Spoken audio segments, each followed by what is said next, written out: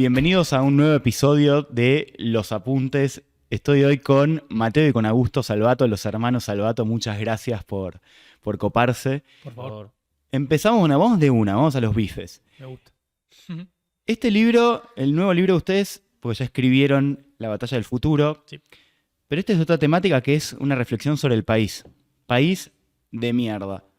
Un título fuerte, Soft. un título un poco que a alguno le puede llegar a resultar doloroso. Es una expresión que lamentablemente solemos usar un montón en Argentina. La bajada también es importante, que es país de mierda, pero la bajada es ideas y reflexiones sobre el mejor país del mundo. Quiero empezar por un concepto que me parece súper interesante en el libro, que es el que los argentinos estamos atravesando no solo una crisis económica, no solo una crisis política, sino una crisis de identidad.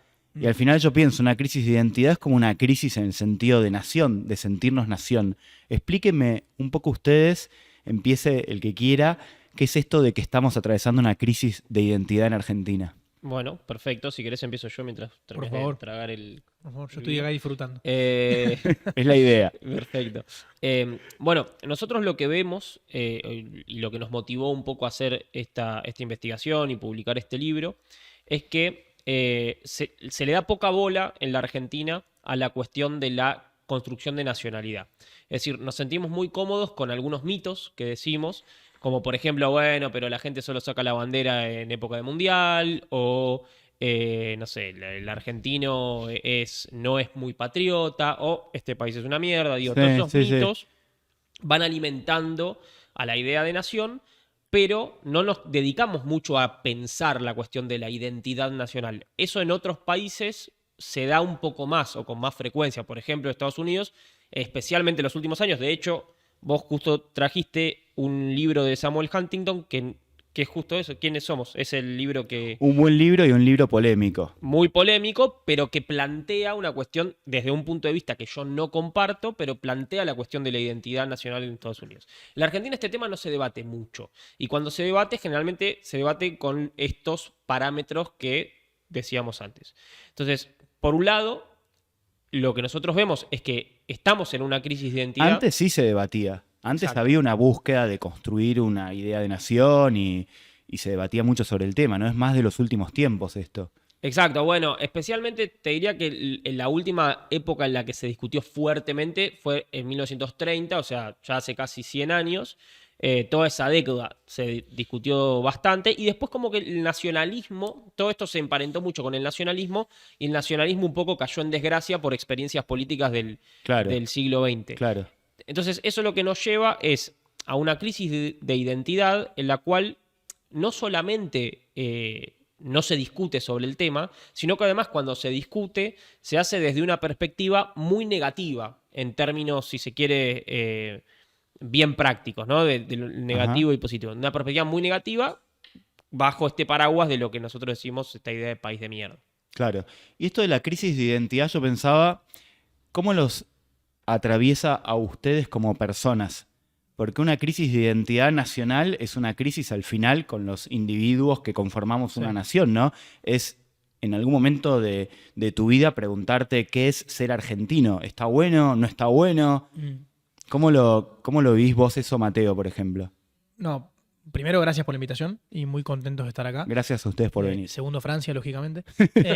Y tercero, la respuesta. No, mira, te soy totalmente honesto. No sé si coincidís esto, no sé si lo hemos discutido mucho en estos parámetros más personales. Yo soy una persona, viste, es muy loco porque muchas veces, hasta que pareciera que es discursivo, ¿no? Mucha gente dice, bueno, no, pero vos lo decís para vender libros. Sí. A mí no me entra en la cabeza, o sea, yo nunca tuve una sensación, obviamente estás manejando por el microcentro y te agarra un piquete y querés mandar toda la mierda, eso le pasa a todo el mundo, y te quejas del país porque hay muchas cosas que son injustas o poco funcionales, y es lógico, como en tantos otros países, y la gente se queja mucho peor que nosotros. Pero a mí, ¿sabes qué me pasa? No sé si a vos te pasa lo mismo, pero sé que a él sí.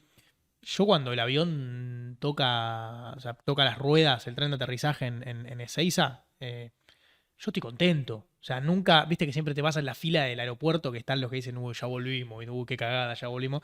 Sí, nosotros lo hacemos medio meme, eso, cuando llegamos. Bueno, ni hablar, pero yo cuando, obvio, lo repetimos como una sátira, pero yo cuando o sea, tengo la suerte de viajar mucho y cuando viajo me desespero por volver. Yo siento que a mí me molesta o me lastima a nivel personal ver esto que dice Augusto en términos de que, primero hay una cosa interesante que creo que adicionar en la respuesta de él, que es muchas veces también esa búsqueda de la argentinidad él lo dice siempre muy bien, históricamente hablando, fue muchas veces una búsqueda de cambiar las cosas, o sea, cambiar lo que significa, nunca como potenciar lo que somos, sino tratar de modificarnos porque teníamos algo mal. Siempre hubo una búsqueda identitaria de ser diferentes, mucho mirando Europa también en vez de mirar para adentro, que es por ahí lo que era más lógico.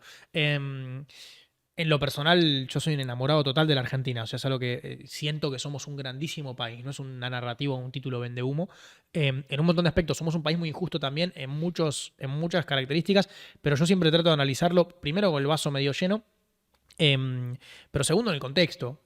Podemos ampliar por ahí sobre estos términos eventualmente, pero la Argentina es fundamentalmente un país latinoamericano con las complejidades de nuestra región. Nosotros vivimos en la región más desigual del mundo y si vos miras la Argentina... Ahí ya hay una definición, porque mucho tiempo Argentina, ustedes también lo cuentan en el libro, se pensó como un país aparte de Latinoamérica, como una especie de Europa del Sur. Y nos encanta repetirnos eso a nosotros mismos todo el tiempo. Y no somos Europa. Más que nada, bueno, vos podés ampliar un poco más sobre esto, pero nosotros no tenemos un Banco Central Europeo, no tenemos un Parlamento Europeo, no tenemos la Unión Europea, no tenemos el euro. O sea, hay un montón de cosas que no tenemos, ¿verdad?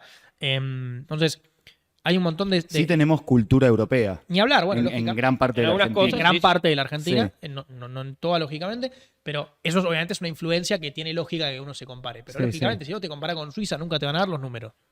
Esto es bastante obvio. Hay un punto central que si vos, a mí me causa mucha gracia cuando hay gente que dice, no, nosotros nos caímos del mundo, cualquier país de Latinoamérica está mejor que nosotros.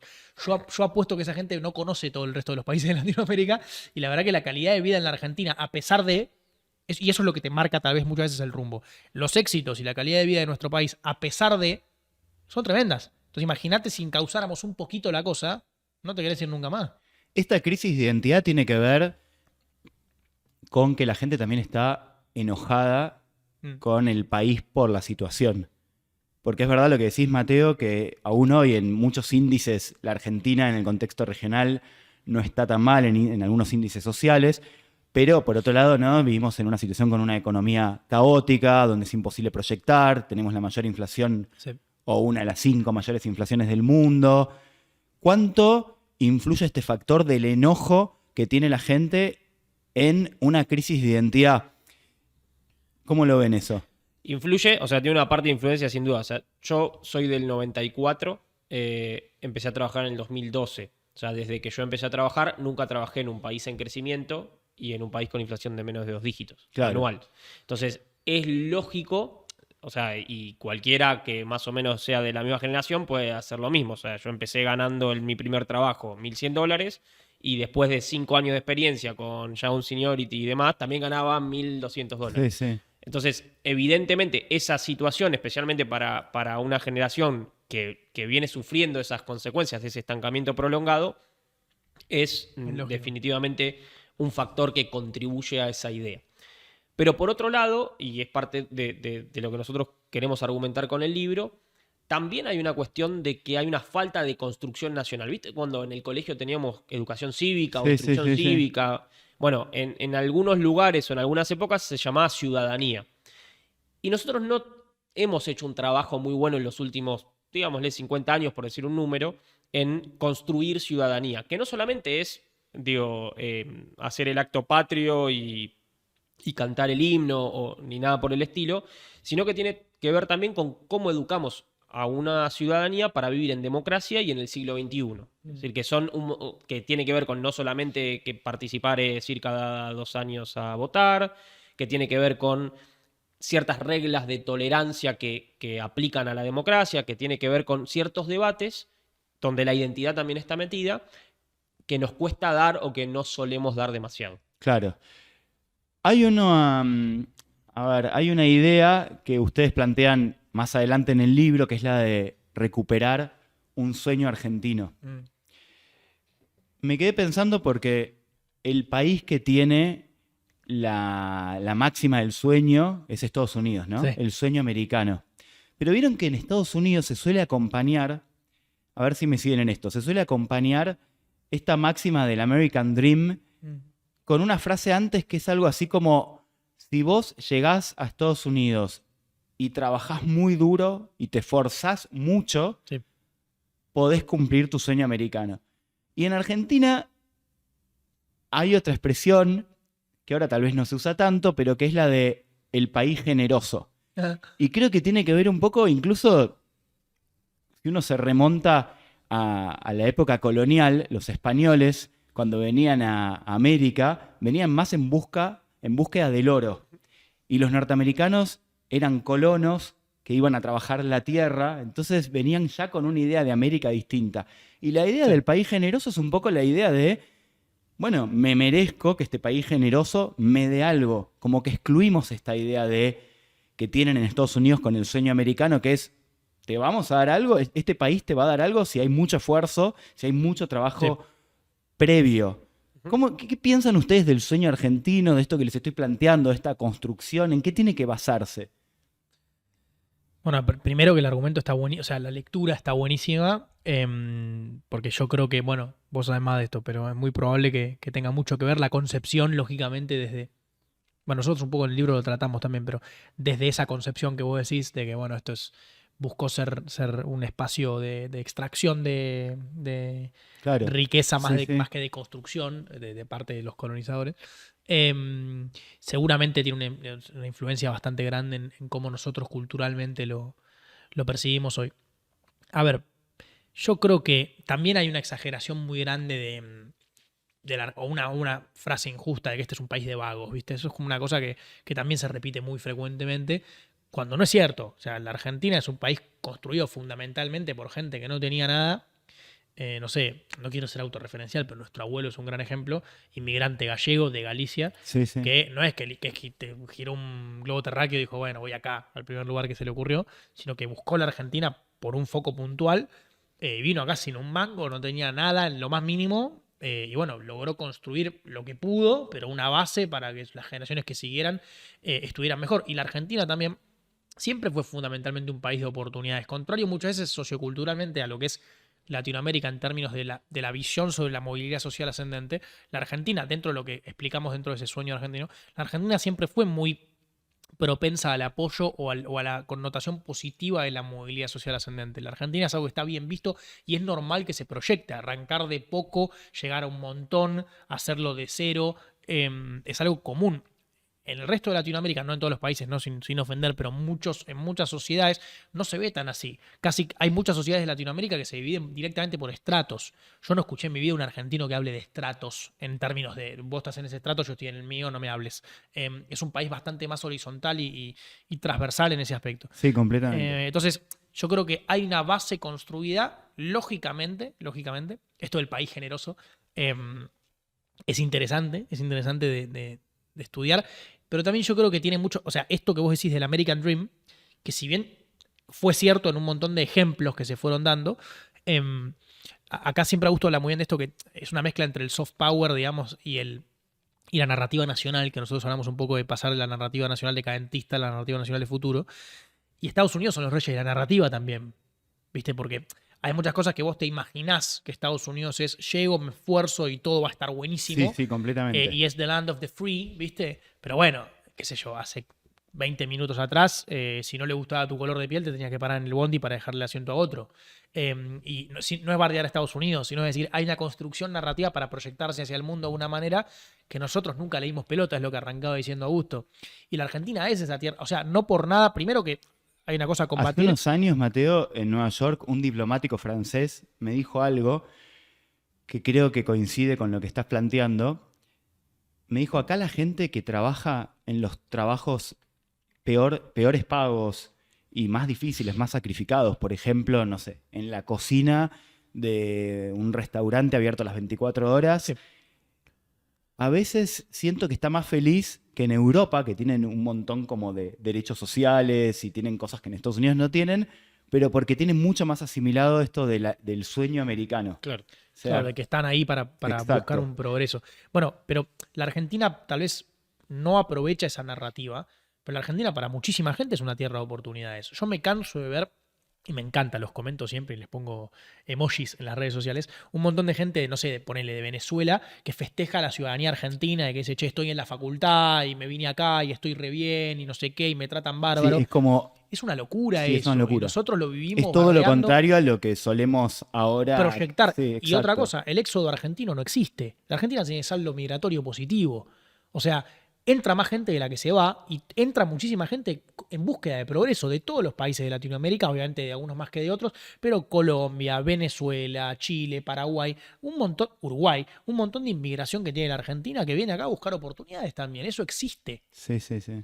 Yo creo que tiene que ver también mucho con los marcos teóricos que a veces usamos. O sea, acá me voy a la ciencia política capaz, pero cuando ahí recién hablábamos de, bueno, quizás esa cultura un poco más de la idea del esfuerzo y eso que después trae como bienestar económico, en realidad crecimiento económico. También hay ahí en ciencia política, siempre nos hacen estudiar a Weber y la idea de la ética protestante y el origen del capitalismo, ¿no? Como Claro. los países del norte de Europa, como eran protestantes, desarrollaron una cultura del esfuerzo, Huntington y demás. Ahora, a ver, ¿por qué nosotros nos empecinamos en repetir esos marcos teóricos que no fueron hechos o no fueron pensados para nuestra realidad? Eso es también algo muy latinoamericano. De hecho, así como nosotros nos decimos la París de Latinoamérica, a Chile le gusta decir que Santiago es la Londres del sur y Suiza del sur es Uruguay. Como estamos permanentemente tratando de mirarnos en ese espejo europeo, con una sociedad que tiene características totalmente distintas, positivas y negativas. En la década del 20 y principio del siglo XX hubo una intención de agarrar y decir, che, valoremos lo latinoamericano como algo, especialmente en países como México. En México eso se trabajó mucho más. De hecho, se llegó a hablar de la raza cósmica en un momento donde la palabra raza estaba como más en auge. Y se decía, bueno, lo latinoamericano es como la síntesis de todas las razas del mundo y bla, bla. Pero bueno, creo que no estamos haciendo mucho ese esfuerzo de pensar categorías latinoamericanas para la realidad de América Latina. Una pequeña anécdota muy, muy cortita. Hace un par de años estuve en Estados Unidos en un programa de intercambio y nos llevaron a la Embajada Argentina en Washington. Nos recibió un encargado de relaciones culturales de la embajada. Y entre las cosas que nos contaba, decía, bueno, nuestros elementos para proyectar la nación argentina o la idea de Argentina en Estados Unidos tienen que ver con el polo, con el vino, son elementos relacionados con la sofisticación. Es como 5 millones de tipos en la calle en 2022 en Qatar, cuando ganamos Qatar, subiéndose arriba de los semáforos, vendieron mucho mejor la Argentina que el polo y la sofisticación. Entonces, Messi es un embajador de Argentina por otras cosas. Entonces, che, ¿por qué nos queremos mostrar como algo distinto, sofisticado? ¿Somos realmente así? O sea, es algo, me parece, por lo menos para poner en debate. Somos muchas cosas. Claro. O somos ambas. A mí me parece que este libro es una especie de manifiesto también por la necesidad, una necesidad en parte urgente de recuperar el sueño argentino, porque creo que a diferencia de otros países, nosotros no somos una nación tan ancestral.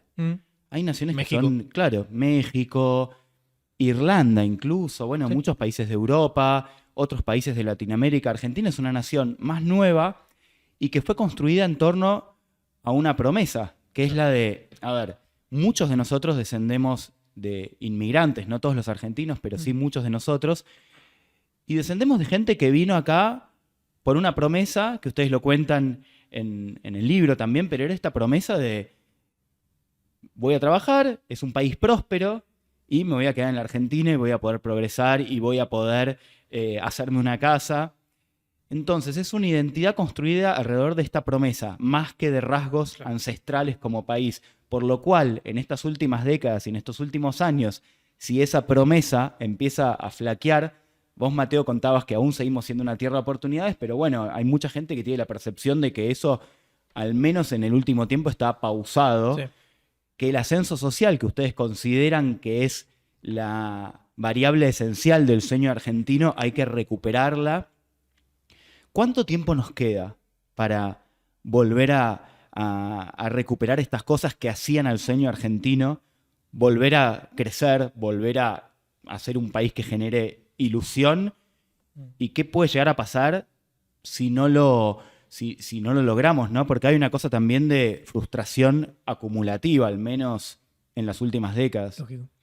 No, primero me gusta mucho la reflexión de la diferencia entre países como México, donde se abraza mucho más lo que es el ser mexicano, por razones obvias, ¿no? Por la ancestralidad que tiene la Fíjate cultura. que son países a veces que tienen un montón de problemas, Una bocha. pero nunca insultan a su país. Claro, al revés, todo lo contrario. Al revés. Es increíble. Mismo, bueno, Colombia también tiene algo de eso, pero México es increíble lo que se infla en el pecho con el ser mexicano, que es a imitar también, me parece que está muy bueno.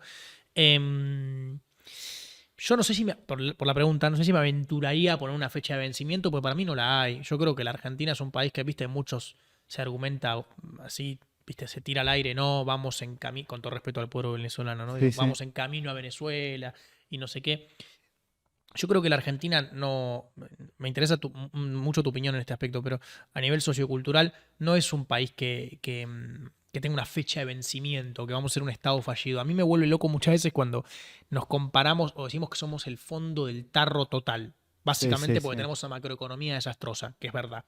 Pero me causaba mucha gracia. La otra vez, viste que está no sé, no me acuerdo qué universidad de Washington, de Estados Unidos lo hace, vos te debes acordar seguro, pero el Misery Ranking. Sí, no me acuerdo. Ni me acuerdo, pero bueno, es un ranking, seguro lo has leído alguna vez. Sí, y que tiene un nombre que es tremendo. Es tremendo, el pero ranking de países miserables. Pero sabrás que la palabra misery en inglés no tiene la misma connotación que la miseria, desde el aspecto de la pobreza extrema, que es, sino es un conjunto de cosas. Pero fuera de eso, básicamente, corregime si me equivoco, Augusto, pero lo que analiza el ranking fundamentalmente es inflación, tasa de interés, desempleo. Sí, todas variables económicas. Todo macroeconómico, o sea, es lo único que analiza.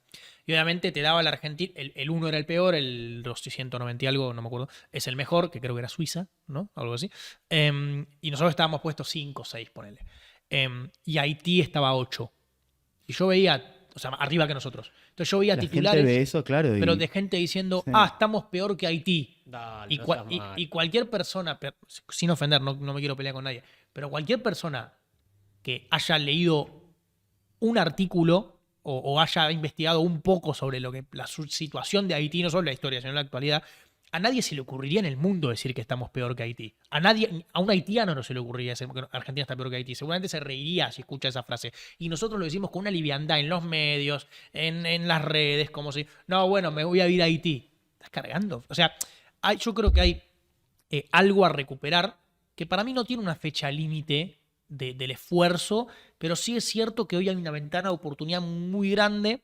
No quiero llevarlo tanto a mi terreno por ahí, pero me parece interesante con la tecnología para aprovechar. Porque vos decís, de una forma muy, muy válida, que el argumento sólido o fácil, ¿no? O lógico para la mayoría de poblaciones, esa tierra de oportunidades se perdió. Pero al mismo tiempo es la cantidad de emprendedores, empresas, científicos, bueno, no me quiero ir solo al, viste, bueno, el emprendedor habla solo de emprendedores, no, científicos, filósofos, politólogo, lo que quiera, que la Argentina le exporta al mundo de total éxito, te muestran que, y más que países que son potencias macroeconómicas de la región. Si vos miras la cantidad de empresas unicornio, Argentina tiene 11, Brasil tiene 22, y tiene 5 veces la población y una economía que es 200 millones de veces más grande. ¿Y por qué creen que esto no se suele contar más? No se suele destacar más. Hace poco, Globant compró una empresa francesa de tecnología que tiene más de 1000 empleados. Es increíble. Y, no sé, tal vez en otros países esto sería una noticia importante en los portales, incluso en Chile. A veces vos lees los diarios de Chile, ves los portales y suelen destacar dentro de los problemas, a veces te ponen una buena. ¿Te acordás ¿Por qué acá no se suele eso contar más? ¿Te acordás que OutZero se vendió por como 6.000 y pico de palos? Sí. Y acá no le dimos casi ni bola, excepto a los que estamos en el ecosistema. Claro, salvo algunos medios de nicho, los que están en el mundo emprendedor. Pero copa el tema. Sí. Yo creo que tiene que ver con que a veces las buenas noticias no son noticias, ¿no? Como, bueno, pero esto no garpa, no vende, o sea, vende más hablar de que está todo mal, de que del número de ir siguiendo cómo va evolucionando el dólar, del número de la inflación. Creo que tiene en parte que ver con eso, no exclusivamente tiene en parte que ver con eso, y en parte también tiene que ver con que no hay un trabajo tampoco de difusión seria de ese tipo de cosas o de ese mundo. Por ejemplo, ahora, después empezó la polémica sobre el CONICET, entonces de repente, mágicamente salió la noticia de que Gabriel Rabinovich había sacado la empresa Galtec, que desarrolla la proteína la galectina, que sirve para tratamiento de enfermedades autoinmunes y el cáncer. Pero bueno, está en agenda porque se estaba hablando del CONICET, claro. No porque Rabinovich viene trabajando hace 30 años en eso. Entonces, es como que la agenda la va llevando siempre la cuestión de los problemas y cada tanto vos podés meter algo de estas cosas que están pasando, que son muchas y realmente muy buenas. Eso por un lado. Y creo que por otro lado, también a veces a nosotros nos cuesta creernos un poco algunas de estas cosas y terminamos a veces... siempre termina triunfando la idea de no, es un país de mierda. No. Creo que por eso es muy importante, o sea, parte de para lo que nosotros escribimos el libro no es solamente para escribirlo y que se venda y demás, sino para poner en tema de conversación esto y tratar de generar un poco también esta idea que no es patrioterismo. Es decir, che, tenemos todas estas cosas que son positivas, mostrémoslas un poco más, démosle difusión y también ahí hay un rol que es muy importante y que tienen que cumplir. En este caso, el sector privado, los investigadores, las personas que están en estos mundos que están funcionando con una dinámica diferente. O sea, que el esfuerzo que ha hecho, por ejemplo, el sector del agro para si se quiere, protestar contra ciertas medidas, si paralelamente, que yo sé que se hizo porque conozco mucha gente del rubro, pero si se le hubiera puesto tanta cabeza a pensar cómo hacer para difundir las cosas increíbles que se están haciendo en el campo argentino en términos de inteligencia artificial, en términos de relación con la industria satelital para generar imágenes que después permitan ser analizadas. Cosas espectaculares. Cosas increíbles que no se conocen. Y world class. O sea, real. La Argentina, perdóname que te interrumpa, pero el campo es un ejemplo perfecto, ¿no? Es impresionante. Aparte histórico. Yo no creo que la mayoría de la gente que nos esté viendo sepa que la Argentina tuvo la primer cosechadora autopropulsada del mundo.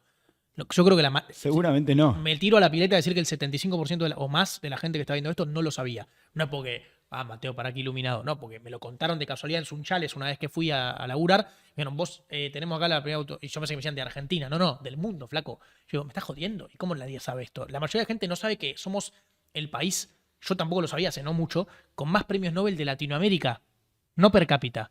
De toda la región. México tiene 125 millones de habitantes, Brasil tiene 200 palos. Nosotros tenemos más premios Nobel que ellos. Entonces, hay un montón de cosas que obviamente muchas veces, y todo esto que decíamos, la buena noticia no es noticia, porque muchas veces la respuesta lógica es, bueno, ¿qué me importa que se vendió una empresa o qué me importa tal cosa si tenemos todos estos quilombos? Y aparte que en general todo lo que es el pesimismo o la crítica interna tiene mucho mejor prensa, creo yo. El golpear la mesa y decir que todo es una mierda genera bastante más visualizaciones a veces que sentarte relajado a hablar de todo lo bueno del país, lógicamente. Eso lo heredamos un poco de los franceses, me parece, en términos culturales, esa lógica de que el pesimista es el inteligente.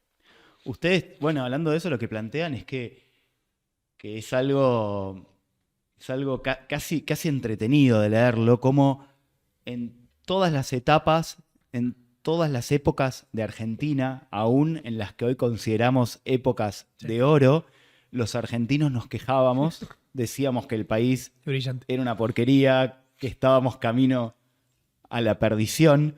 Acá en esta mesa hay un libro, vieron que mucha gente está hablando, bueno, siempre se habló, ¿no? Pero ahora volvió a ser un nombre de moda que es Juan Bautista Alberdi, que mucha gente habla pero no lo lee. Acá hay un libro de Alberdi que es Grandes y Pequeños Hombres del Plata, y hay una parte donde él bardea fuerte a Sarmiento y le dice, cuando le dices, por culpa tuya, o sea, por este gobierno que está llevando adelante, la Argentina está terriblemente endeudada, la Argentina está viviendo esta enorme crisis de pobreza. O sea, Sarmiento, que hoy pensamos en Sarmiento y decimos, un prócer, ¿no? Un tipo que... O sea, Alberti en ese momento estaba viendo otra película. Sí. Estaba viendo una película apocalíptica, ¿no? O sea, es súper interesante.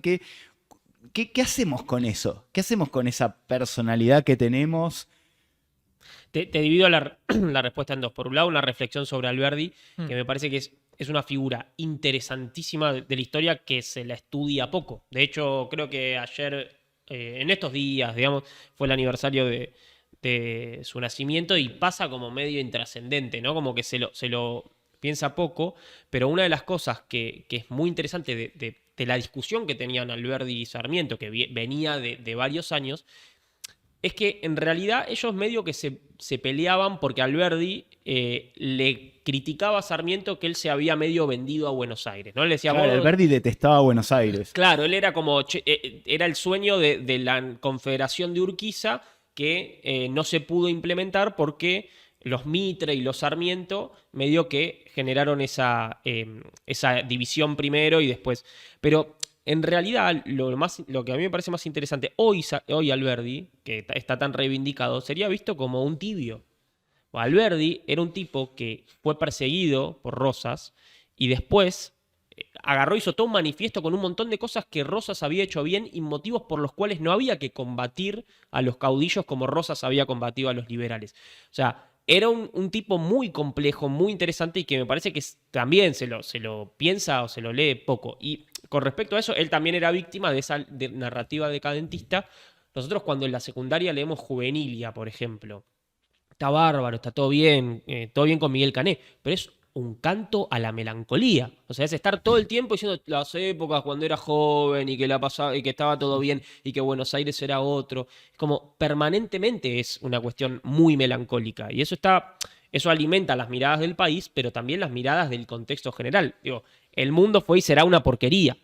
O sea, empieza con Cambalache. Esa alma de tango. Es increíble. ¿No? Tocaste un tema que me parece que está bueno por ahí conversar en algún momento, pero no quiero desviar mucho la conversación, que es el federalismo fallido de la Argentina, ¿no? Mencionaban un poco la centralidad en Buenos Aires. Nosotros tenemos la suerte de viajar mucho al interior y es una cosa increíble. La mirada puesta constantemente en Buenos Aires es una cosa, lo digo como porteño, que amo mi ciudad y me encanta vivir acá y adoro Buenos Aires, creo que tiene virtudes brillantes y es para mí las mejores ciudades para vivir del mundo. Bueno, de hecho, perdón, es la ciudad más vivible de América Latina según el tercer ranking año consecutivo, de creo. Economist.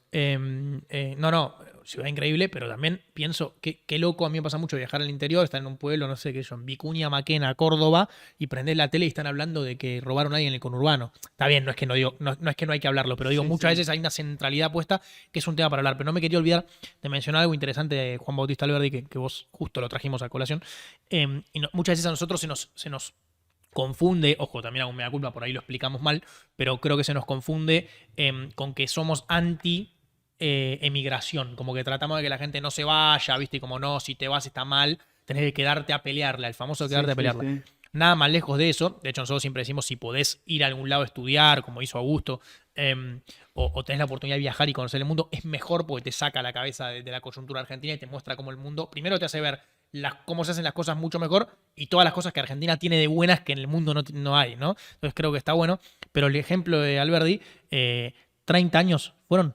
Sí, más ¿no? o menos, sí. Alberdi vivió como 30 años afuera del país y de hecho, corregime vos porque la historia es él, pero creo que el principio o las bases en general... No, las bases es que publicaron por afuera. Por eso, las publicó viviendo en Chile, ¿no? En Valparaíso. Con lo cual, el tipo ni siquiera vivía acá y estaba escribiendo las bases en otro país, o sea, aportando a su nación desde otro lado. Total. Y eso es una cosa que nosotros fomentamos todo el tiempo. No hay que vivir en la Argentina. Es irrelevante donde vivas. Lo relevante es el proyecto conjunto de nación y recuperar algo que tiene todas las fichas para ganar. Si vos mirás la Argentina sacándole el nombre y mirando solo las variables disponibles de acción y sacarle todo, no importa la política, la coyuntura, es lo mismo. Lo que vos tenés, recursos naturales, capital humano, capacidad instalada, ecosistema científico, lo que se te ocurra, no te da, o sea, la ecuación nunca da negativa, es imposible que te dé mal, ¿no? Obviamente después le agregas otros condimentos y decís, bueno, estamos mal. Pero la Argentina es un país recontra mil salvable. O sea, y no solo salvable para apuntar a lo mediocre, al 5, raspando. Es un país de 7, 8 puntos que se puede proyectar tranquilamente y diferenciarse mucho también de las realidades latinoamericanas, como pasó muchas veces en la historia. Entonces, me gustaba el ejemplo de Alberdi como para traerlo en ese sentido, que la gente por ahí no sabe ese dato. Para mí, no sé qué opinás, Augusto, pero tienen algo estos próceres Alberdi, Sarmiento, que que me parece que es súper interesante, que es que a veces pareciera que uno no puede hablar bien de su país si los datos de ese país no están siendo positivos. Es decir, si no está todo bien. Sí. Y estos tipos eran tipos que soñaban con una Argentina grande, que eran optimistas en situaciones tremendas. Cuando la Argentina era violenta, con la mayor parte de su población analfabeta, con guerras civiles, con mucho peor que ahora en todo sentido. Y sin embargo, ellos en ese momento era cuando escribían estas cosas con esa visión. Sí, es muy lindo el ejemplo de la generación del 37, que también, de vuelta, no es tan difundido, tan estudiado en la Argentina, pero que básicamente eran pibes de entre 20 y 30 años que se juntaban a debatir sobre la Argentina en un momento, como vos decís, caótico, y tenían como esa lógica de decir, che, tenemos por delante 50 años para hacer. No miraban para atrás y decían, uy, qué mal que estamos porque Lavalle lo persiguió a Dorrego. Claro, o sea, como, bueno, ya está, viejo, o sea, vamos para adelante. Que creo que era un poco eso, que también tenía que ver con la idea de una nación que estaba naciendo, y que no es que era un optimismo infundamentado, sino, bueno, veían una suerte de variables y sabían que ellos podían llevar a la acción algo que genere un cambio. Hoy la política y en general las sociedades se volvieron muy apáticas, muy para adentro. Esto es una cosa no de la Argentina, sino del mundo. Muy para adentro, muy apáticas, y donde la idea de, che, vos podés generar algo que cambie el rumbo de tu nación, te parece muy lejano. ¿Por qué? Porque las ciudades son más grandes, porque las poblaciones crecieron un montón, por un montón de elementos y un montón de factores, porque la vida se volvió más individualista. Pero creo que ese espíritu que está presente en todas las revoluciones americanas, de tipos que decían voy a darlo todo por esta causa y por este ideal, obviamente en esta época cambió y hay que ver cómo resignificarlo, es decir, cómo cada uno de nosotros puede aportar desde donde está, desde un podcast, desde un libro, desde lo que sea, para hacer el país un poco mejor. ¿Qué te pasa, Augusto, a vos cuando vieron que Caparrós escribió una nota hace poco diciendo que somos el mayor fracaso del siglo a nivel mundial? O sea, el mayor fracaso del último siglo es la Argentina. ¿Qué te pasa a vos que también sos un intelectual? Yo creo que somos un poco ombliguistas en algunas cosas, ¿no? O sea, a veces también nos gusta autoflagelarnos, me parece. Hay un gráfico que se muestra mucho que dice posición de Argentina en el ranking de países por PBI per cápita, ¿no? Entonces vos ves que viene la Argentina creciendo, creciendo, creciendo, y de repente, creo que es 1950 más o menos, empieza a bajar estrepitosamente. Entonces vos decís, claro, boludo, o sea, éramos los mejores y ahora somos los peores. Y en realidad, si vos te pones a mirar, el ranking está armado en función de posición. Claro, a partir de 1950 tenés la posguerra europea, donde todos los países europeos empiezan a crecer y a recuperarse en realidad de la Segunda Guerra Mundial, que había sido una catástrofe. Tenías creo que 52 países firmaron el Acta Constitutiva de Naciones Unidas, hoy tenés 194. Entonces, el mundo cambió muchísimo, no es que somos un fracaso, de que está todo mal. Y además depende en qué vos midas ese fracaso. Es decir, yo creo que hay sociedades que realmente están muy mal. La Argentina está en una época de crisis, sin duda, pero me parece muy exagerado de decirlo así. Ahora, ¿no sienten que a veces cuando se critica a la Argentina, el que la critica es como que se pone en un lugar de extranjero? Como yo ya no soy parte, o no soy parte de ese país, de ese pueblo, como una cosa así de ajenidad, ¿no? Como este país de mierda. Sí. Jauretche un poco hablaba Sí. analizó esto de llamar a la Argentina como este país en vez de mi país, pero digo, ¿qué pasa con eso? Bueno, yo creo que tiene que ver un poco con esta lógica de la crisis de identidad y crisis de... Porque, perdón, Sí. el Ezeiza es me vuelvo a Europa. Como el politólogo Julio Burtman dice, es volverse a Europa, no es me voy a Europa, es me vuelvo a Europa. Me vuelvo. Sí. Hay como una cosa de, ya está, ya no sos mi país. Sí, cuando conviene, ¿no? O sea, me parece que a veces es muy Y es más, te digo más, creo que los inmigrantes, la generación de inmigrantes, se asimiló mucho más a Argentina que muchas veces sus hijos. ¿No? Es decir, como esa desesperación por tener el pasaporte, que yo lo tengo, o sea, no quiero ser hipócrita en esto. Pero a veces como que nos cuesta mucho pensarnos a nosotros como parte de ese fracaso del que hablaba Caparrós, ¿no? Es decir, porque no está bueno pensarnos a nosotros como parte de algo que funcionó mal. Es mucho más fácil pensar que es algo que funciona mal y nosotros somos víctimas de ese algo. Entonces creo que un poco tiene que ver con esa lógica y con lo que hablamos al principio, que es la crisis de identidad. O sea, cuando hay una crisis de identidad, vos no te sentís parte de eso que está ahí. A no ser, y esas identidades se trabajan. Claro, tal se cual. construyen. Volvemos al principio, la Claro. crisis de identidad. Claro. ¿Quiénes son los justos? Esa me encanta, particularmente en lo personal, sé que a vos también, pero nosotros eso lo tomamos prestado el término de un poema de Borges que está buenísimo, Ajá. que no sé si es muy conocido, honestamente, yo no lo conocía al menos, que bueno, habla, lo resumo, no me lo acuerdo de memoria, pero habla justamente de, nombra una serie de personas, un hombre que acaricia un perro durmiendo, 2 empleados que juegan al ajedrez en el sur, qué sé yo, X, y dice... todas estas, una persona que trata de justificar un mal que le hicieron, no sé qué, todas estas personas que ignoramos, ¿no? Una cosa así la frase, que ignoramos están salvando el mundo, ¿no? Que es la gente buena y común. Claro, que no tienen ninguna cámara atrás y que nadie le saca una foto ni le hace una estatua, pero que una docente, viste, qué sé yo, un empleado de alguna empresa en algún lado del país, gente que desde su anonimato construye una sociedad mejor en un municipio, en un pueblito de 2000 habitantes o en una ciudad grande, X. Y la Argentina está repleta de eso. Nosotros en el libro citamos un par, desde un chef hasta una emprendedora, hasta no sé, un miembro de pueblos originarios. Digo, como que buscamos distintas caras para eso, pero la mayoría coinciden con que mucha gente no sabe quiénes son. Y en la Argentina pasa eso constantemente. Si vos mirás un poco la historia... y el presente, no solo la historia, encontrás argentinos rompiéndola, sacándola del estadio, como dicen a veces los yanquis, en todos lados. Vos decís, bueno, no sé qué, sí, todo bien. Te vas al laboratorio de propulsión a chorro de la NASA y lo dirige un argentino. Y vos decís, pasa tomando mate por la NASA. ¿Entendés? Vos decís, ¿qué hace este pibe? El tipo que hace los habitáculos o los trajes para que los astronautas de la NASA que lleguen a Marte es argentino, se llama Pablo de León. Y no te gusta el espacio, bueno, vamos al laboratorio de órganos artificiales de Stanford, está una argentina. Vámonos a donde quieras, hay algún argentino o argentina que está en un puesto importante, que la rompe, que dirige en empresas, en el sector público, en todos lados. Entonces, está llenísimo de esa gente que no tiene un cartel, que no tiene una foto, que no tiene un video, que no tiene exposición, pero que construye también esa identidad de que, y me gusta esto también, nosotros todo el tiempo, me gustó lo que hablaban recién de esto de sentirse externo, ajeno a algo que en realidad es propio. Bueno, los logros tratamos de hacerlo propios y los problemas de hacerlos ajenos. Pero, el mundial le copó a todo el mundo. Claro, ahí ganarlo. somos todos argentinos. Sí.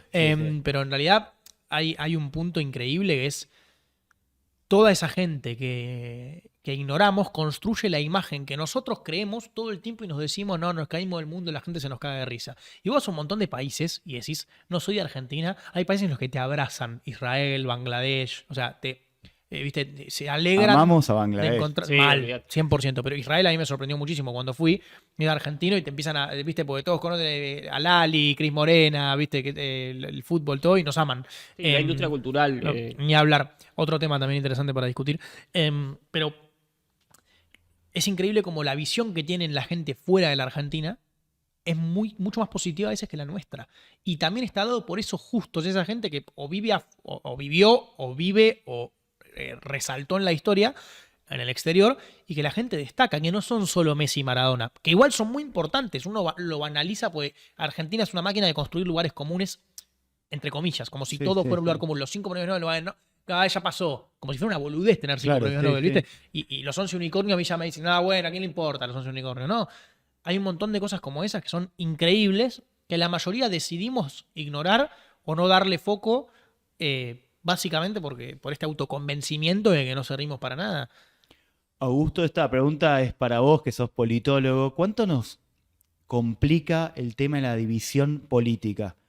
y cuánto hay en nuestra idiosincrasia algo que tiende a dividirnos, a ser facciosos, a no encontrar el consenso.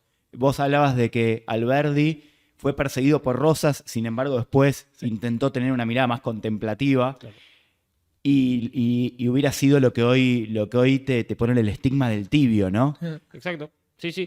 Es que yo creo que división política hay en todos lados y en todas las democracias. O sea, todos los lugares que admiten el disenso tienen una tendencia a que haya posiciones opuestas.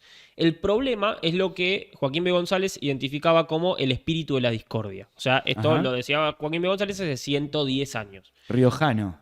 El riojano Joaquín B. González, que fue además ministro, que desarrolló legislación laboral muy avanzada, o sea, un tipo muy interesante que también no se estudia tanto. Tiene un libro que se llama Mis Montañas, que No lo es una especie de canto de amor a su tierra y a la Argentina, que es tremendo. Bueno, ahí lo anoto en la lista para leer próximamente. Pero, ¿qué pasa? Él lo que describía con el espíritu de la discordia era, una cosa es la división política y otra cosa es que todo el tiempo estemos tratando de usar las diferencias que tenemos para llevar agua para nuestro molino. Es decir, te lo pongo en estos términos. ¿Viste cuando se ve permanentemente la doble vara de que si esto lo hubiera hecho el presidente que a vos te gusta hubiera estado bien, pero si lo hizo el que no te gusta no? Bueno, eso es lo que él llama el espíritu de la discordia. Es la lógica de no me importa lo que estamos discutiendo, lo que quiero es discutir e imponerme. No hay una visión de bien común. O sea, y creo, viste, cuando tenés un martillo ves clavos por todos lados. Yo como no sé manejar las herramientas no hablo, pero más o menos creo que esto tiene que ver con la crisis de identidad. O sea, si vos tenés un objetivo, si vos tenés una idea, un propósito general que va más allá de la división política y en el cual podés coincidir, pues yo no creo esta lógica de no, hay que ponernos de acuerdo en 5 puntos, no, hay que ponernos en uno solo, más o menos, que es, ¿queremos hacer algo por el bien común de la Argentina o lo que queremos es ganar poder, digamos, etcétera, etcétera? O sea, vos no les crees. En que En que no están, no es que son tan inflexibles porque defienden principios, ideas y valores, sino porque lo que les conviene es ser inflexibles. Les conviene a ellos mismos. No hay una discusión por su ideológica. propio interés personal. No hay una discusión ideológica en la Argentina. Generalmente hay una discusión preideológica. O sea, que no tiene que ver con la cabeza, tiene que ver con el estómago, o sea, con las entrañas, con lo que. Algo mucho más irracional en muchos sentidos. O sea, porque la verdad que si uno ve el planteo de ciertas discusiones. No tiene que ver con una cuestión de, bueno, esto ideológicamente para mí y no. ¿Cómo qué discusión, por ejemplo? Mira, te pongo un ejemplo muy. O sea, nosotros generalmente discutimos herramientas permanentemente. O sea, le damos categorías a las herramientas que no las tienen. El ejemplo quizá más claro tiene que ver con las tarifas energéticas, ¿no? Las tarifas de la energía. Si vos. Hace 10 años que venimos discutiendo las tarifas de la energía. Si la subía a uno, era un tarifazo. Si la subía otro de tu propio gobierno, no las podía subir. Y cuando la sube uno que tiene apoyo político, las puede subir y está todo bien. Pero el que la subió en su momento y vos lo criticaste, te critica por subirlas. Entonces, o sea, ¿cómo es? ¿Qué hay que hacerlas? ¿Subirlas o no subirlas? Y qué sé yo, depende del momento, me parece. Pero creo que discutimos mucho más herramientas que ideas en general. Entonces, creo que tiene mucho más que ver con lo que Joaquín B. González interpretaba como el espíritu de la discordia, que con una grieta real de cuestiones irreconciliables. Cuestiones irreconciliables hay en la Franja de Gaza. Acá no. Totalmente. 2 religiones, 2 civilizaciones.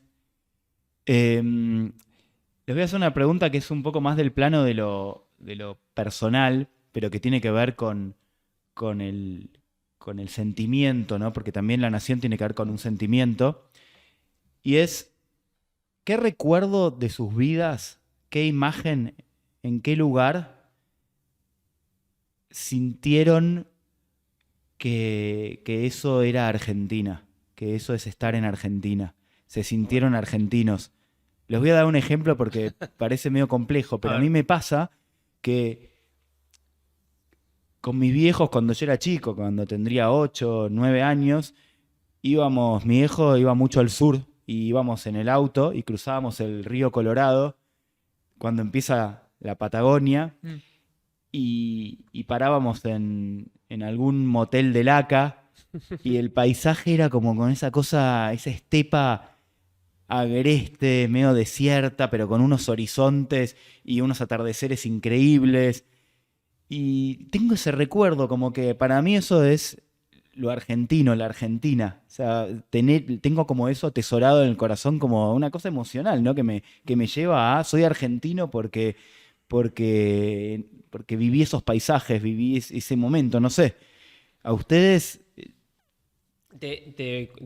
O sea, no es exactamente parecido, pero lo que me surgió inmediatamente cuando vos hablabas es lo siguiente. Yo estuve viviendo en España un año más o menos.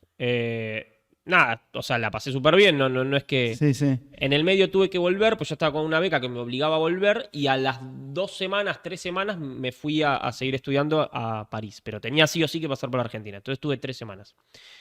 En esas 3 semanas me quedó un día de ir caminando. Nosotros vivimos, la casa de nuestros padres está en el límite entre Caballito y Flores, en una zona de casas bajas y empedrado, que de hecho, si mi vieja está mirando esto, estaría puteando a lo loco al gobierno de la ciudad porque Cruzada. sigue empedrada la calle. Pero de calles, de calles empedradas, con mucho verde, muy cerca de la Plaza Irlanda.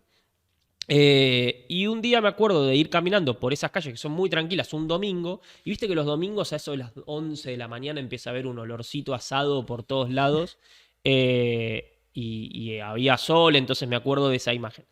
Cuando me fui a París, encima agarré París en otoño-invierno, que llueve un montón, cada 3 4 días pensaba en ese momento. O sea, en esa caminata con olor asado Mirá. y de un domingo soleado en un barrio de casas bajas. Y bueno, me parece que a mí me resonó a eso. Y de hecho después decidí volver y no seguir Viviendo allá. viviendo allá y decidí volver en parte porque cada 2 o 3 días me venía eso a la cabeza. ¿Y vos, Mateo, tenés algún lugar, algún recuerdo, alguna imagen así? A ver, no me cuesta encontrar el primero, como decir, ok, ¿cuál es el...? Me encanta la pregunta igual, pues mejor repensando y me la voy a quedar pensando después de esto porque quiero pensar cuál fue la primera vez que yo dije, che, qué buena onda, soy argentino.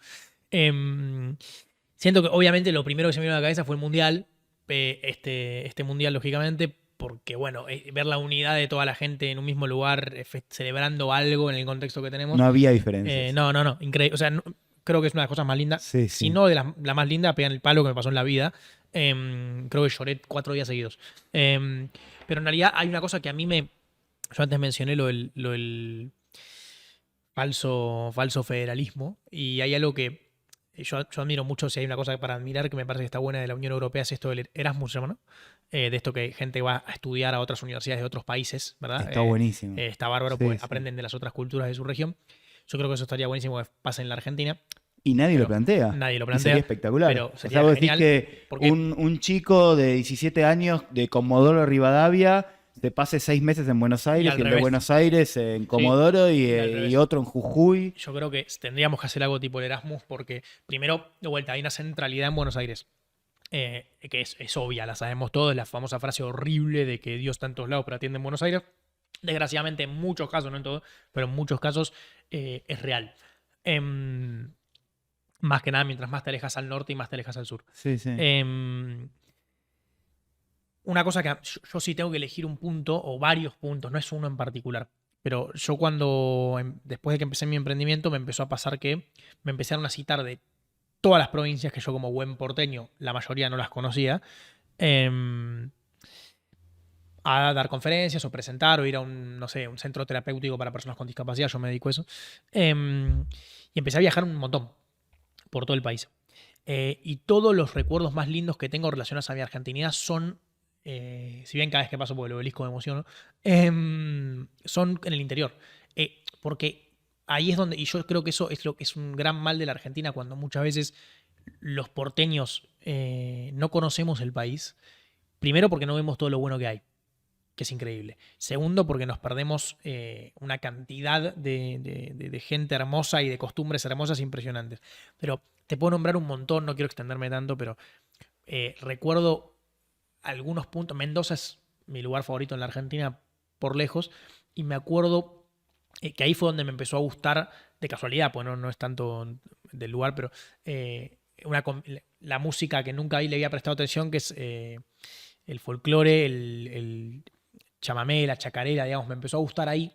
Que viste acá lo escuchás en Buenos Aires en el auto y la gente mira raro, pero me parece una música hermosa. Pero me acuerdo de estar sentado en Mendoza en un viñedo y que estuviera sonando de fondo una canción que la mayoría de gente tal vez no la conozca en Buenos Aires, que se llama Los 60 Granaderos, que creo, no quiero meter la pata que me van a putear seguro, pero creo que es, viste que es difícil saber de quién es el autor original. Claro, sí, no. Pero algún intérprete. Yo la conozco interpretada por los Chalchaleros, que bueno, habla de, bueno, 60 granaderos, ¿no? el cruce de los Andes, no sé qué, y habla de Mendoza, la guardiana, la protectora del cruce de los Andes y General que San Martín. defendieron a mi nación. Exactamente, bueno, la conoces. Exactamente. Una cueca. Exactamente, me parece una canción increíble. Eso es un recuerdo que tengo. Otro recuerdo es la primera vez que comí un tamal en Jujuy.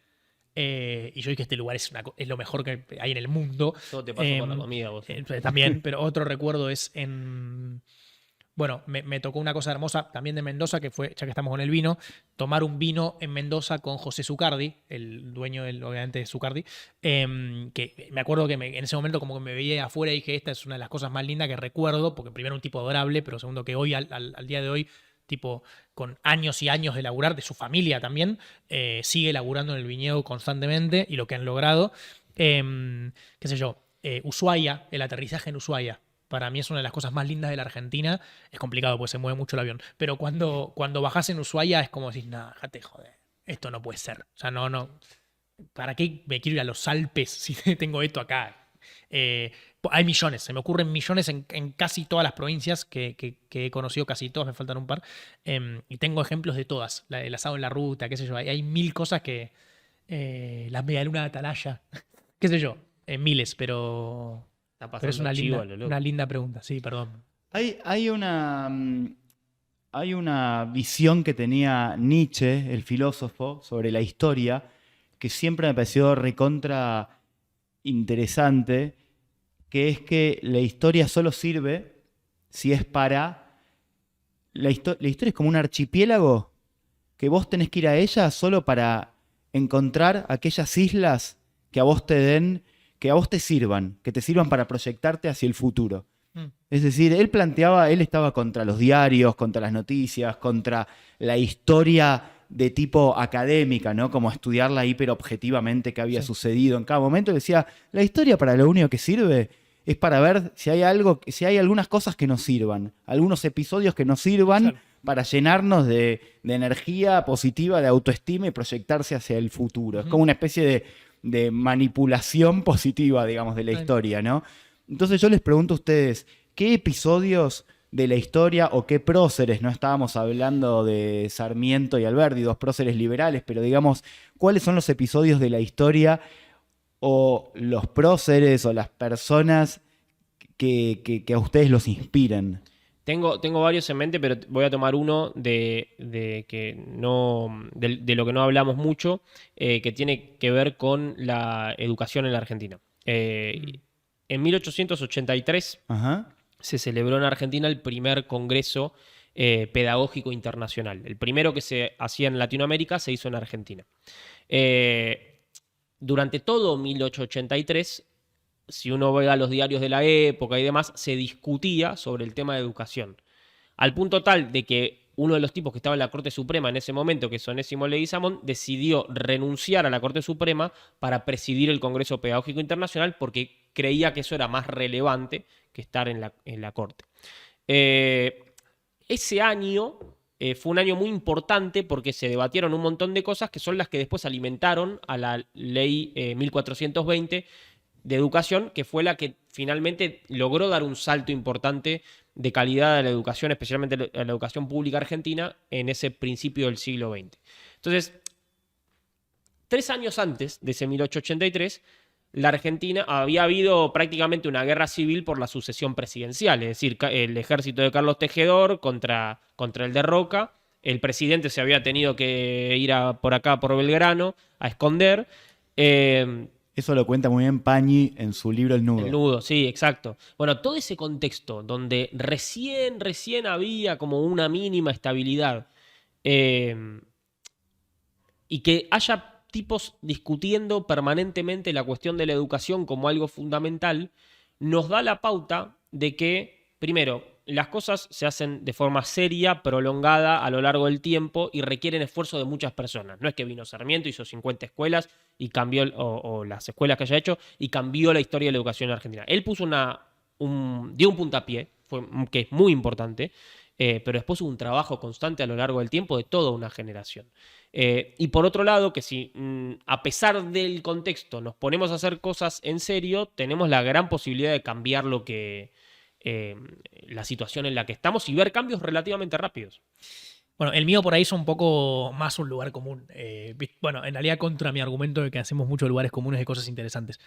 Si elegimos un prócer histórico, para mí, bueno, no sé muy bien, bueno, sí sé por qué, lógico, es como cuando sos chiquito siempre querés ser San Martín en el acto, ¿no? Pero para mí la figura de San Martín, yo me acuerdo que me emocioné, no estaba con vos. Una vez, viste que es sí estaba con vos, boludo, en Inglaterra. Es en Inglaterra, ¿no? Sí, está la casa donde vivió San Está Martín. la casa donde vivió San Martín en Inglaterra. A la vuelta de la de Sherlock Holmes. Claro, es verdad. Y hay una placa que dice aquí vivió el general José de San Martín. Wow, qué fuerte. O vas por Latinoamérica y hay estatuas de San Martín Y en el Central Park de Nueva York En el Central también. Park, justo quería ir a eso. Y tengo el recuerdo de que ahí también estaba con vos. Si no recuerdo mal, hay algo en Washington también referido. Pero En Boston hay de Sarmiento.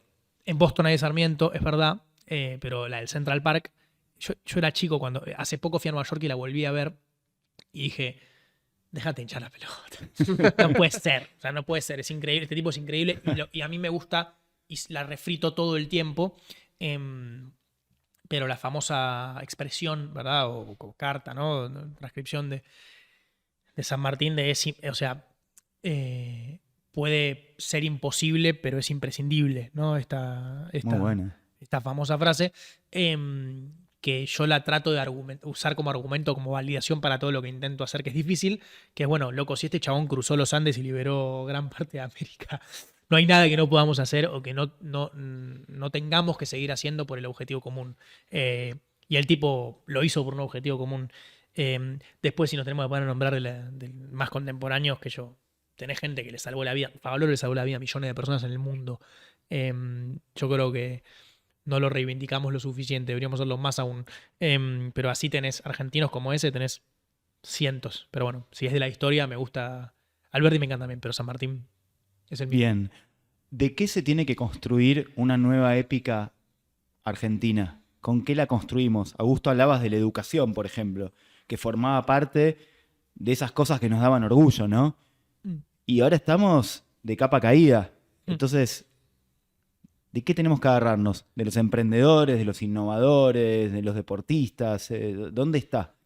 Yo creo que hay un factor común que une a muchas de esas cosas que tiene que ver con el talento. O sea, el talento además es como el talento, la creatividad, el conocimiento, es como uno de los puntos fundamentales del mundo que se viene y en el que ya estamos viviendo. O sea, cuando decimos, che, pero tenemos todos los climas y todos los recursos. Está bien, pero todo eso no es nada si no le agregás valor. Y eso lo haces con talento, con creatividad, con conocimiento. Entonces creo que ese es el punto, el eje del que nosotros podemos agarrarnos y que tenemos mucho. Porque recién nombramos a Rabinovich, pero a ver, a veces no dimensionamos que somos el 10º país del mundo por cantidad de satélites, o sea, en cuanto a presencia en el espacio. Somos el país con más presencia permanente en la Antártida. O sea, hay un montón de cosas que se están haciendo, como decíamos antes, que tienen que ver con un talento, con una creatividad, con una capacidad de resiliencia incluso muy grande, que creo que eso es parte de lo que puede alimentar un nuevo sueño argentino, una épica, si se quiere, de la argentinidad. Entonces, me parece que es fundamental trabajarlo más. Un poco lo que tratamos de hacer en estos viajes, en estas conferencias, en estas charlas, es ir dejando ciertas semillas. O sea, hay muchos grupos de gente, especialmente dispersos por todo el país, diciendo, che, ¿qué puedo hacer? O cómo podemos trabajar esto desde la Federación Empresaria de Neuquén, ¿viste? O sea, cualquier lado, pero ¿cómo podemos hacer para contar mejor estas cosas, para atraer a la gente, que la gente se interese por esto? Entonces, me parece que ahí hay un punto para empujarlo. Me mató porque medio que me cagó el argumento, iba a decir exactamente lo mismo. Pero Puedes repetirlo con otras palabras. Ni que fuéramos hermanos, claro, podría decirlo diferente. Ni que escribieran el libro No, juntos. claro, pero o sea, coincido, y yo creo que de vuelta, o sea, hay que, esto que lo decimos en joda, la argentinización del mundo no es joda. Yo creo que tenemos que seguir por ahí, porque uno se ríe, jaja, es una boludez, no sé qué, y parece banal. El hecho de que Duki vaya a cantar en el Bernabéu Sí, tremendo. es excelente, es soft power absoluto de la Argentina. Vos te vas a Galicia, a un pueblo de Galicia donde vive familia nuestra, llegás y te dicen, che, el Duki, Emilia, no sé qué, viste, elegante, te hablan de los músicos de la Argentina. O sea, pasó muchas veces. Yo tengo un recuerdo de entrar, pues, fui a ver un partido de fútbol de curiosidad, no jugaba Messi todavía en la MLS, fui a ver jugar al Atlanta United, pues estaba en Atlanta por laburo y era mucho más barata las entradas en su momento. Jugaba Thiago Almada, juega Thiago Almada en el Atlanta United. Entré y estaban sonando Los Enanitos Verdes en honor al marciano, que había fallecido hace, no sé si 2 semanas. Ajá. Y vos entrás, está sonando Tu Cárcel de Los Enanitos Verdes en un estadio yankee. Y vos decís, Tremendo. esta gente está totalmente argentinizada. La cantidad de influencers españoles o latinoamericanos en general que como que se autoperciben argentinos, quieren que Argentina gane el mundial, quieren que, o sea, como hinchan por Argentina. Es una locura ese proceso. Yo creo que, digo, parece más banal con lo que dice Augusto, retweet a lo que dice Augusto, totalmente, pues es el talento la palabra, pero hay un proceso para mí a través del deporte, de los emprendedores, de la ciencia, de la cultura, del arte, el arte y la música como objetivo principal, pero las películas también, el cine argentino, todo ese posicionamiento es importantísimo para seguir proyectándolos al mundo. Por algo la gente, fuimos juntos, fuimos a ver Argentina 1985 en España, pues estábamos los dos en Madrid y dijimos, hay que ir a verla, sí o sí. Fuimos, estaba lleno de españoles que lloraban con la película.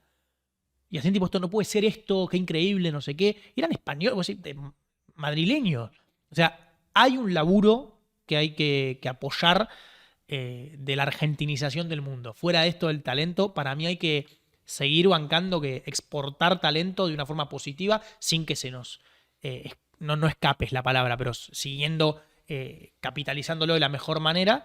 Y así tenés industrias enteras. El vino, por ejemplo, estamos acá hablando de esto, es uno de los mayores productores de turismo de la Argentina. Ni hablar de las exportaciones, pero digo, el turismo, el enoturismo creo que se le dice, es impresionante. Sí, que fue una revolución. En 30 pero años. Ni hablar. Y de eso, perdóname que me extiendo, pero quiero rescatar, entiendo que estamos cerrando, algo del vino que mucha gente no lo sabe y es interesante. Acá seguramente voy a asesinar algún dato histórico, perdón a la gente que sabe de vino más que yo, a todos los mendocinos del otro lado, pero hay algo que mucha gente no sabe, que hubo una plaga, ¿viste? El Malbec entiendo que originalmente era una cepa francesa, ¿verdad? Hoy es la cepa argentina, o sea, la gente la conoce como la cepa argentina.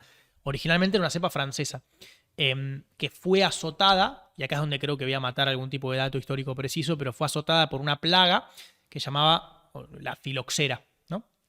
Que, bueno, arruinó hace muchos años todos los cultivos de Malbec, y creo que otras cepas también, pero principalmente Malbec de Francia, creo. Y es muy loco, esa peste como que se llevó de América a Europa, ¿no? Entonces, eventualmente, todo el Malbec que se hace en Argentina se le dice prefiloxérico, si lo pronuncio bien, no tuvo o sea, no fue afectado por eso, y el Malbec hoy es argentino y latinoamericano, porque eso que se llevaron los europeos de América allá les destruyó toda la cosecha de Malbec y terminó siendo un vino nuestro.